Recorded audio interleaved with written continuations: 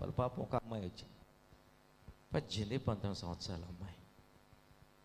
అన్నయ్య ఏమమ్మా, ఈ మధ్య నాకు బ్యాడ్ థాట్స్ వస్తున్నాయి అన్నయ్య, సిన్ఫుల్ థాట్స్ వస్తున్నాయి అన్నయ్య, ఏ చేయాలి అర్థం కావట్లేదు, నా వల్ల కావట్లేదు.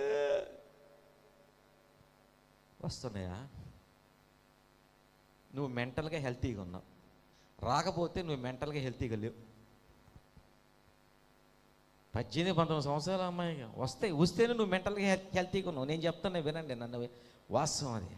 వస్తేనే నువ్వు మెంటల్గా హెల్తీగా ఉన్నావు, రాకపోతే నువ్వు మెంటల్గా హెల్తీగా లేవు. వస్తాయి. ఇప్పుడు ఏం చేయాలి? దాని గురించి బాధపడబాక, భయపడబాక, టెన్షన్ అవ్వబాక. ప్రార్థన చేసుకొని బ్యాడ్ థింగ్స్ చేయకుండా, పాప పనులు చేయకుండా వెళ్ళు. ఇది రానికుండా అదమొద్దు, రానికుండా వస్తాయి. దాని గురించి బాధపడాల్సిన అవసరం లేదు.